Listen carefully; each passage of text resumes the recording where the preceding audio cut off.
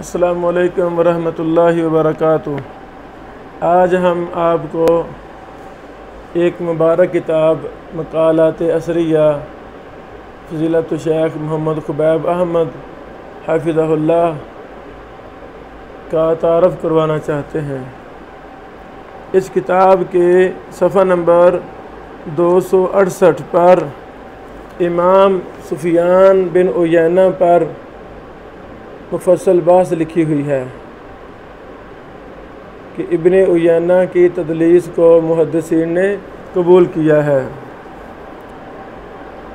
شیخ صاحب لکھتے ہیں، امام ابو علی کرابیسی نے کہا، حافظ ابن حجر نے ایسا ہی موقف ان سے نقل کیا ہے۔ ابن عبد البر رحمہ اللہ اگر مدلس صرف ثقہ سے روایت کرے، یہ ابن عبد البر کا یہ قول ہے،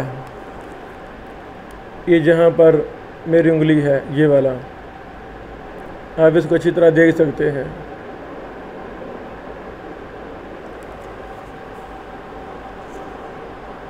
تصویر اتر گئی ہے، پھر فوراً واپس لے آنا ہے نا، جہاں تھا وہاں۔